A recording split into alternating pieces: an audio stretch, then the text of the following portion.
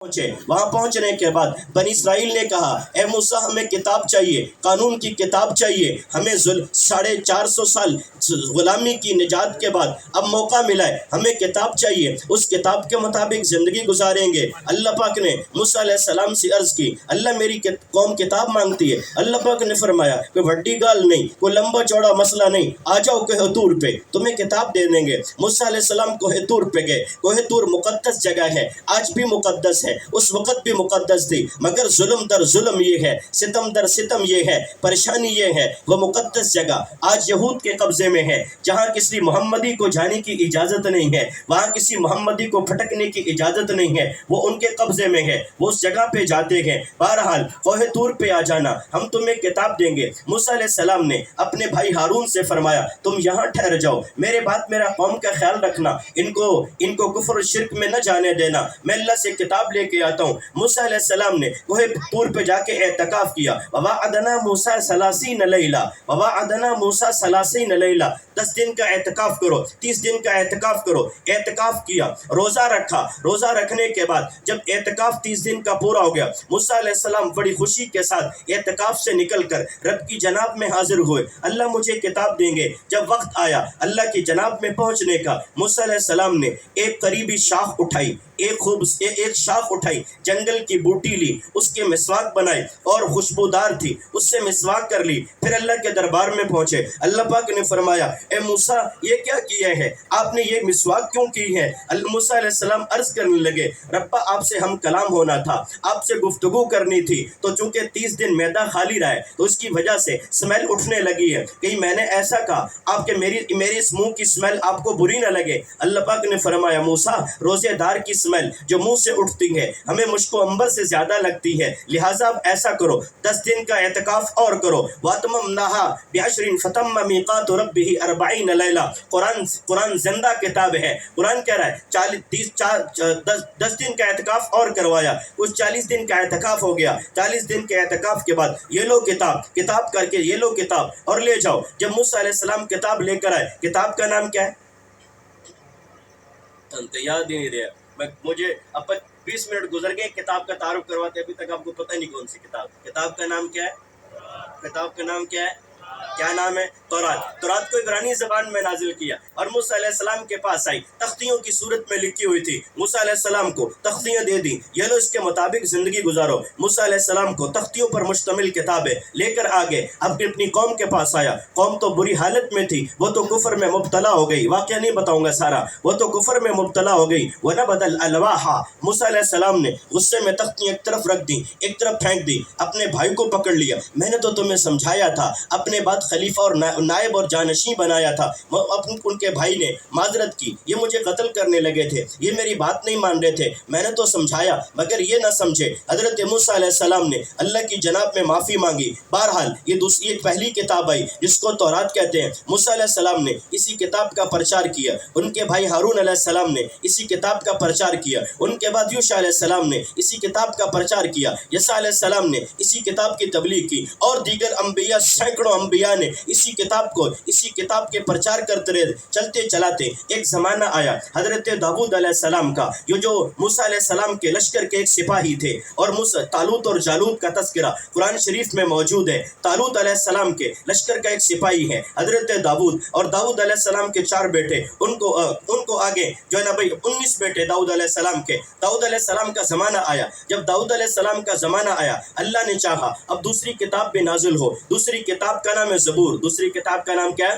زبور۔ دوسری کتاب کو نازل کرنا چاہا، جب نازل کرنا چاہا حضرت داؤد علیہ السلام کا زمانہ تھا، داؤد علیہ السلام کے ہاتھوں جالوت قتل ہوا۔ قتل کے بعد اللہ نے نبی بنا دیے، نبی بنانے کے بعد ایک کتاب دی، کتاب کا نام زبور ہے۔ اللہ پاک نے فرمایا یہاں آ جاؤ تمہیں کتاب دیں گے۔ اللہ کون سی کتاب دیں گے؟ زبور۔ زبور کتاب کو اللہ نے سریانی زبان میں نازل کیا۔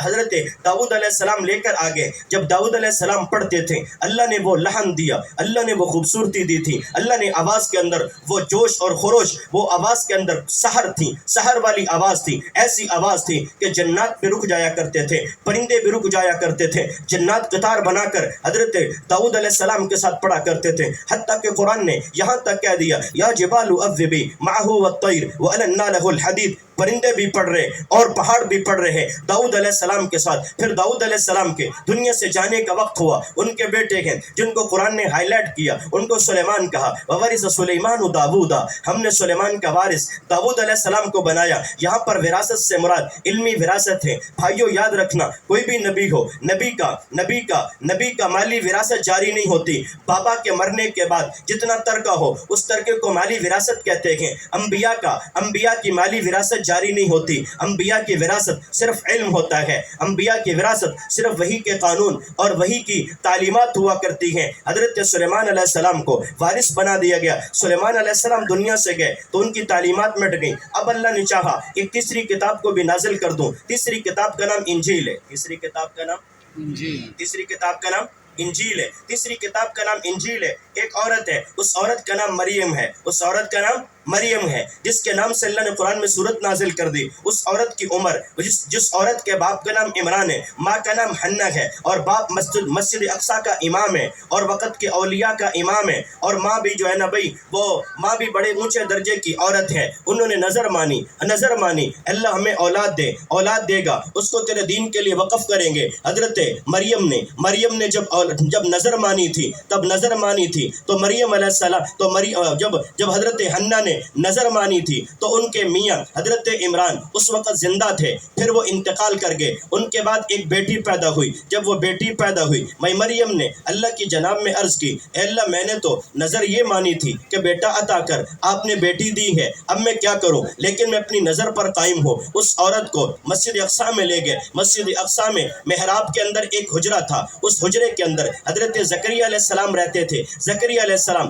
مریم کے خالو ہیں، دونوں ان کی کفالت میں رہنے لگے۔ وقت گزرتا گیا، اللہ پاک نے مریم علیہ السلام کو کرامات دی۔ کرامات کے ہم قائل ہیں، کرامات دی۔ ان کرامات کے ساتھ ساتھ مریم علیہ السلام بڑی ہو گئیں۔ جب بڑی ہو گئیں، ایک طرف گئیں، بیت المقدس سے نکل کر کسی اپنی ضرورت کی طبی حاجت کی وجہ سے باہر گئیں۔ اللہ پاک نے حضرت جبرائیل کو بھیجا، جاؤ جبرائیل اس عورت کو ایک بیٹا عطا کر کے آؤ۔ حضرت مریم غسل کر رہی تھی یا طبی حاجت جو بھی تھی اس کے لیے گئیں۔ حضرت جبرائیل آئے، جبرائیل علیہ السلام نے مریم کے قریب آنا چاہا۔ مریم نے کہا میرے قریب نہ آنا۔ کیوں میرے قریب نہ آنا؟ اس لیے کہ میں پاک باز عورت ہوں، اس لیے کہ میں پاک اور صاف کردار کی مالک ہوں، میرے قریب نہ آنا۔ حضرت جبرائیل نے عرض کیا انی انا رسول ربک، اے مریم کہ میں تیرے رب کا بھیجا ہوا فرشتہ ہوں۔ حضرت مریم نے پوچھا اللہ نے کیوں بھیجا ہے؟ حضرت جبرائیل نے کہا لأہب لک غلاما زکیہ، میں تمہیں ایک بیٹا عطا کرنے کے لیے آیا ہوں، وہ بیٹا تمہیں دوں گا۔ مریم نے کہا ولم یمسسنی بشر ولم اکو بغیہ،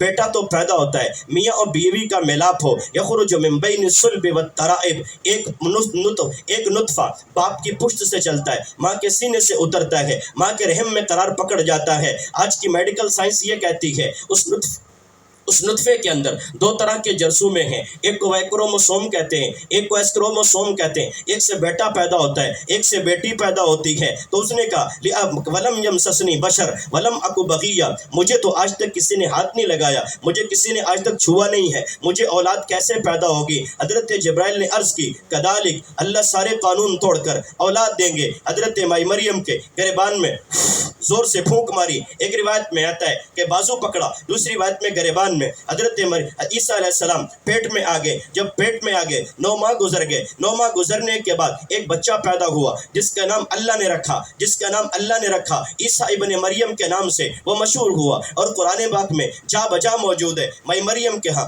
جب عیسیٰ پیدا ہوئے، ہاتھ میں اٹھایا اور اٹھا کر کے لے گئی، بستی میں پہنچی۔ بستی والوں نے کہا مریم کہاں سے لائی ہو؟ ولم یا اخت ہارون ما کان ابوک امرأ سوء وما کانت امک بغیہ، مریم یہ بیٹا کہاں سے آیا ہے؟